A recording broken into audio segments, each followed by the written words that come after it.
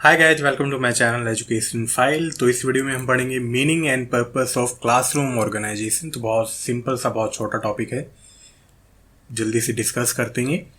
तो ये है बीएड के classroom management, leadership and action research में। ठीक है, तो ये सब्जेक्ट जिसके भी बीएड में है वो ये वीडियो देख सकता है। तो जल्दी से देखते हैं। और अगर आपने चैनल को सब्सक्राइब नहीं किया है तो कर सकते हो, और वीडियो यार लाइक किया करो यार। कोई इतनी मेहनत करके वीडियो बना रहा है तो यू कैन लाइक, अगर अच्छा लगे, अगर ना लगे तो यू कैन कमेंट और प्रोवाइड मी फीडबैक। तो देखो, ऑर्गेनाइजेशन का सिंपली मीनिंग बहुत ही ज़्यादा डीप है, बहुत ही ज़्यादा कॉम्प्लेक्स है ना। ऑर्गेनाइजेशन का मतलब हो सकता है एडमिनिस्ट्रेशन, संगठन, मैनेजमेंट करना, कई बार चीज़ों को ऑर्गेनाइज करना, व्यवस्थित करना भी क्या कहलाता है, ऑर्गेनाइजेशन कहलाता है। ठीक है, किसी ग्रुप को भी हम कह देते हैं कई बार ऑर्गेनाइजेशन। तो ऑर्गेनाइजेशन का अपने आप में बहुत ही ज़्यादा ब्रॉडर सेंस है। ठीक है, और क्लासरूम में जो भी ऑर्गेनाइजेशन के सिनोनिम्स हैं, जो भी समानार्थी शब्द हैं, वो सभी यूज होते हैं। किस तरह से मैं आपको बताता हूँ। सपोज जब आप सर्च करोगे ऑर्गेनाइजेशन का मीनिंग तो आपको ऑर्गेनाइजेशन का मतलब मिलेगा संगठन, संस्था मतलब इंस्टीट्यूशंस, इंस्टीट्यूट, व्यवस्था, संघ, संगठन, फ्रेमवर्क, ढांचा भी क्या है, एक तरह से ऑर्गेनाइजेशन है। ऑर्गेनाइज करना आयोजन भी है, ऑर्गेनाइज करना गठन भी है या व्यवस्थापन है, कि किस तरह से चीज़ों को अरेंज किया जाए, मैनेज किया जाए, एक प्रॉपर फ्रेमवर्क बनाया जाए, और जहाँ पे जिस चीज़ की ज़रूरत है वहाँ पे वो चीज़ें प्रोवाइड की जाए और अगर नहीं है तो वहाँ पे ऐसी सिचुएशन क्रिएट की जाए या ऐसे ढंग से चीज़ों को ऑर्गेनाइज किया जाए कि सभी चीज़ें अपनी अपनी जगह पे हों, ताकि उनका प्रॉपर मैनेजमेंट हो सके। ठीक है, मैनेजमेंट अलग से टर्म है, प्रबंधन, लेकिन ऑर्गेनाइजेशन अपने आप में बहुत ही ज़्यादा ब्रॉडर टर्म है। तो ऑर्गेनाइजेशन के अंदर क्या आता है कि हम प्रॉपर फ्रेमवर्क बनाते हैं जिसमें सभी की अपनी ड्यूटीज होती हैं, सभी की अपनी रिस्पॉन्सिबिलिटीज होती हैं कि जो भी क्लासरूम ऑर्गेनाइजेशन है वो अच्छे से चलता रहे। क्लासरूम ऑर्गेनाइजेशन में क्या क्या हो सकता है, प्रॉपर मैनेजमेंट, लर्निंग एनवायरनमेंट को क्रिएट करना, फिजिकल क्लासरूम कैसा होगा, उसमें स्पेसिंग कैसी होगी, उसमें सीटिंग अरेंजमेंट कैसे होंगे, जैसा कि हमने पिछले वीडियो में पढ़ा सीटिंग अरेंजमेंट। टीचर्स कैसे होंगे, है ना, टीचर्स को भी कौन ऑर्गेनाइज करेगा, ऑफ कोर्स ऑर्गेनाइजेशन कमेटी या एडमिनिस्ट्रेशन ऑर्गेनाइज करेगा, मैनेजमेंट करेगा। टीचिंग एड्स कैसी हों, ये भी चीज़ें ऑर्गेनाइज करनी होती हैं, क्लासरूम ऑर्गेनाइजेशन के अंदर ही आती हैं। और जो भी टीचिंग मटेरियल्स हैं और बहुत सारी चीज़ें जो कि क्लासरूम से रिलेट करती हैं, सभी चीज़ों को ऑर्गेनाइजेशन करना क्या कहलाता है, क्लासरूम ऑर्गेनाइजेशन। ठीक है, जिसमें फिर बहुत ज़्यादा टर्म आ गई, मतलब उसका एडमिनिस्ट्रेशन, मैनेजमेंट, ग्रुपिंग कैसी होगी, सबकी ड्यूटीज कैसी होंगी, इवन सभी चीज़ों को अच्छे से अरेंज करना भी क्या है, एक तरह से ऑर्गेनाइजेशन ही है। जैसे हम लोग सभी चीज़ें अपना ही ऑर्गेनाइज करके रखते हैं ना, व्यवस्थित करके रखते हैं कि कहाँ पे पेन होगा, कहाँ पे पेंसिल होगी, ताकि जब हम पढ़ाई करें तो सभी चीज़ें अपनी जगह पे हों और अच्छे से हम पढ़ाई कर सकें। ठीक है, तो आई होप आपको ऑर्गेनाइजेशन का मीनिंग क्लियर हो गया होगा, और ब्रॉडर टर्म में अपने आप से भी सोच के देखना कि किस तरह से ऑर्गेनाइजेशन होती है। चलो, क्लासरूम ऑर्गेनाइजेशन की क्या क्या कैरेक्टरिस्टिक हो सकती हैं, क्या क्या विशेषता हो सकती हैं। तो ऑर्गेनाइजेशन क्या होता है, एज के अकॉर्डिंग होता है और क्लास के अकॉर्डिंग भी होता है ना।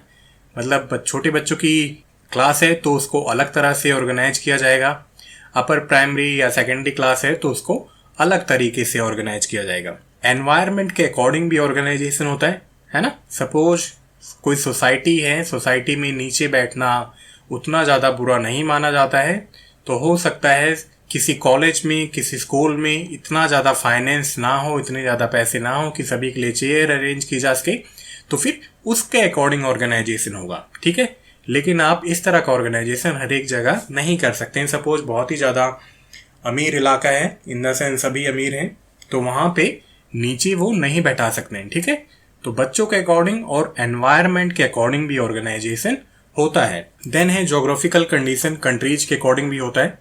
इंडिया में क्या है, नॉर्मली हम नीचे बैठ जाते थे ना क्लास में, जैसे मैं अपनी बताऊं तो हमने भी छोटी क्लास में कभी कभार नीचे बैठ के एग्जाम दिए हैं जब अलग से बैठाना पड़ता था। ठीक है, लेकिन अब हो सकता है फॉरेन में ये टेक्निक अप्लाई ना कर पाओ, है ना, नीचे बैठा के वहाँ पे पढ़ाई ना की जा सके। तो ऑर्गेनाइजेशन क्या है, सोसाइटी के अकॉर्डिंग और जियोग्राफिकल कंडीशंस के अकॉर्डिंग या कंट्रीज के अकॉर्डिंग या प्रॉपर लोकेलिटी के अकॉर्डिंग भी किया जा सकता है, या इसका बहुत ही ज़्यादा इन्फ्लुएंस पड़ता है कि किस तरह से क्लासरूम को ऑर्गेनाइज किया जा सके। पैसे भी बहुत ज़्यादा इंपॉर्टेंस रखते हैं किसी भी चीज़ को अच्छे से ऑर्गेनाइज करने के लिए। पैसे कम हैं तो छोटे से रिसोर्स में हम चीज़ों को ऑर्गेनाइज कर देंगे। पैसे बहुत ज़्यादा हैं तो सभी चीज़ें, इवन छोटी छोटी चीज़ें की फ्लावर पॉट्स कहाँ होने चाहिए, प्लांट्स कहाँ होने चाहिए, उसके लिए भी फिर हम अच्छे से सोचेंगे। ठीक है, लेकिन सभी चीज़ों का मतलब क्या है कि अच्छे से लर्निंग होनी चाहिए। तो जो भी क्लासरूम का ऑर्गेनाइजेशन क्या है, टाइम के अकॉर्डिंग होता है, मनी के अकॉर्डिंग होता है, और जो भी एनवायरनमेंट है उसके अकॉर्डिंग होता है। ये सभी फैक्टर इन्फ्लुएंस करते हैं कि किस तरह से क्लासरूम को ऑर्गेनाइज किया जाए। और क्या है, ऑर्गेनाइजेशन फिजिकल नीड्स, मतलब बच्चों की जो फिजियोलॉजिकल नीड्स है उनके अकॉर्डिंग भी इन्फ्लुएंस होता है। ठीक है, छोटे बच्चे हैं उनकी फिजिकल नीड अलग है, क्लासरूम अलग ढंग से ऑर्गेनाइज किए जाएंगे। बड़े बच्चे हैं उनकी फिजिकल नीड अलग है, उनको बैक सपोर्ट चाहिए, बैक सपोर्ट हालांकि सभी को चाहिए। तो इस तरह से ऑर्गेनाइज किया जाएगा कि बच्चों की फिजिकल हेल्थ भी डिस्टर्ब ना हो। और अगर इंक्लूसिव एजुकेशन है तब भी जो इंफ्रास्ट्रक्चर होगा वो बच्चों की फिजिकल नीड्स के अकॉर्डिंग होगा। सभी इंफ्रास्ट्रक्चर क्या होंगे, बच्चों की नीड के अकॉर्डिंग ही होंगे। कुल मिला के क्या है, जो भी ऑर्गेनाइजेशन होता है वो बच्चों के अकॉर्डिंग या लर्नर्स के अकॉर्डिंग ही किया जाता है। फिर उसमें ये फैक्टर्स आते हैं कि टाइम, मनी एंड एनवायरनमेंट कैसा है। ठीक है, चलो देन है पर्पस क्या है क्लासरूम ऑर्गेनाइजेशन का, हम ऑर्गेनाइजेशन करते क्यों हैं। तो हमारे पास कुछ गोल्स होते हैं, ऑब्जेक्टिव्स होते हैं, तभी तो उसी को लेके हम ऑर्गेनाइज करेंगे। सपोज किसी को बनना है डॉक्टर तो सभी चीज़ें उसी के अकॉर्डिंग ऑर्गेनाइज होंगी। किसी को बनना है इंजीनियर तो उसी के अकॉर्डिंग सभी चीज़ें ऑर्गेनाइज होंगी। ठीक है, तो जो भी प्री डिफाइंड गोल्स हैं, जो भी ऑब्जेक्टिव्स हैं, ऑर्गेनाइजेशन उसी के अकॉर्डिंग होती है। कोऑर्डिनेशन इंक्रीज हो सभी का, है ना। जब अच्छे से ऑर्गेनाइज किया जाता है तो जो भी कोऑर्डिनेशन है टीचर्स का, स्टूडेंट का, एडमिनिस्ट्रेशन का या आपस में पेरेंट्स का भी, ये सब इंक्रीज हो सके, इसलिए भी चीज़ों को ऑर्गेनाइज करना होता है। ऑर्गेनाइज का ब्रॉडर मीनिंग है, मैं पहले ही बता चुका हूँ। तो क्लासरूम में जब सभी चीज़ें अच्छे से ऑर्गेनाइज होती हैं तो सभी में कोऑर्डिनेशन इंक्रीज होता है। कोऑर्डिनेशन इंक्रीज होता है तो चीज़ें बहुत ज़्यादा स्मूथ चलती हैं क्योंकि सभी की राय इंक्लूड हो जाती है।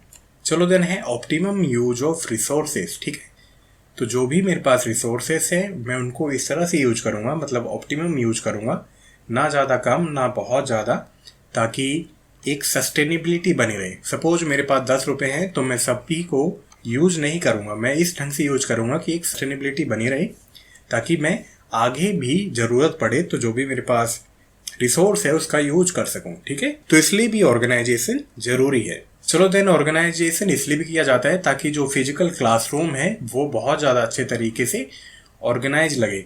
सपोज आप क्लासरूम में एंटर करते हो तो टीचर का डेस्क कहीं और है, स्टूडेंट के डेस्क यहाँ पे हैं, एक यहाँ पे है, एक बीच में है, तो बहुत ही ज़्यादा मैसी लगता है। ठीक है, तो इसलिए भी क्लासरूम को ऑर्गेनाइज किया जाता है ताकि वो टीचर्स के लिए भी अच्छा लगे, एक अच्छा इंप्रेशन पड़े, और अगर कोई बाहर से आता है, आउटसाइडर आता है, तो क्लास देख के उसे भी बहुत ज़्यादा अच्छा लगे। एक तरीके से क्या है, एक इम्प्रेशन पड़े। ठीक है, तो जो भी डेस्क हैं, टेबल हैं, बुक्स हैं या बुक सेल्फ हैं, लाइब्रेरीज हैं, इवन प्रैक्टिकल मतलब लेबोरेटरीज हैं, चेयर्स हैं, सभी बहुत ज़्यादा अच्छे तरीके से ऑर्गेनाइज होनी चाहिए। ठीक है, अनऑर्गेनाइज रहती हैं तो वो बिल्कुल भी अच्छी नहीं लगती, खुद को भी और दूसरों को भी। चलो देन है प्रॉपर ऑर्गेनाइजेशन से क्या होता है, लर्निंग एंड टीचिंग प्रोसेस बहुत ही ज़्यादा अच्छे तरीके से एनहेंस होती है, स्टूडेंट्स के लिए भी और टीचर्स के लिए भी। सपोज करो सभी चीज़ें ऑर्गेनाइज हैं। इवन एग्जांपल लेते हैं कि अगर आपको लर्निंग एंड टीचिंग का एग्ज़ाम देना है तो आपके पास बुक है, प्रॉपर सेल्फ पे रखी है, लैपटॉप है, पेन पेपर स्टैंड है, चेयर है, तो आप अच्छे से स्टडी कर सकते हो। ठीक है, आपको मतलब कहीं पे भागना नहीं पड़ेगा, you do not have to run, और सभी चीज़ें आपको एक जगह मिल जाएंगी, अरेंज होंगी, ऑर्गेनाइज होंगी या प्रॉपर ऑर्डर में होंगी, तो ऑफ कोर्स लर्निंग बहुत ही ज़्यादा अच्छे तरीके से एनहेंस होती है। चलो देन है क्लासरूम इस तरह से भी अरेंज किए जाते हैं ताकि सभी बच्चों को अच्छे से ऑब्जर्व किया जा सके और सभी पे नज़र रखी जा सके। ठीक है, मतलब प्रॉपर सीटिंग अरेंजमेंट किया जाता है, अच्छे से सभी चीज़ें ऑर्गेनाइज की जाती हैं, सभी चेयर्स, डेस्क बहुत ज़्यादा अच्छे तरीके से ऑर्गेनाइज होते हैं ताकि सभी लोगों को ऑब्जर्व किया जा सके। देन है क्लासरूम इस तरीके से भी ऑर्गेनाइज की जाती हैं कि सभी चीज़ें नीट एंड क्लीन हो, और जो प्रॉपर स्पेसिंग है क्लासरूम की वो अच्छे तरीके से यूटिलाइज हो सके। ठीक है, अच्छे तरीके से यूटिलाइज होगी तो सभी को चलने में आसानी होगी और क्लासरूम नीट एंड क्लीन बना रहेगा। इसके लिए आप बच्चों को रिस्पॉन्सिबिलिटी दे सकते हो कि सभी चीज़ें आप डस्टबिन में ही डालोगे। तो यही सब पर्पस है एक प्रॉपर क्लासरूम ऑर्गेनाइजेशन की कि क्यों क्लासरूम ऑर्गेनाइजेशन ज़रूरी है। तो ये छोटा सा टॉपिक था क्लासरूम ऑर्गेनाइजेशन, सिंपल मीनिंग और पर्पस ही बताना है, तो ये इनफ है। ठीक है, बाकी आपके दिमाग में कोई भी चीज़ आती हो ऑर्गेनाइजेशन से लेके, क्लासरूम ऑर्गेनाइजेशन को लेके, और जिस तरह से क्वेश्चनिंग की गई हो तो प्लीज़ उसके अकॉर्डिंग आंसर करने की ट्राई करना। तो मिलते हैं नेक्स्ट वीडियो में। Till then bye bye, take care.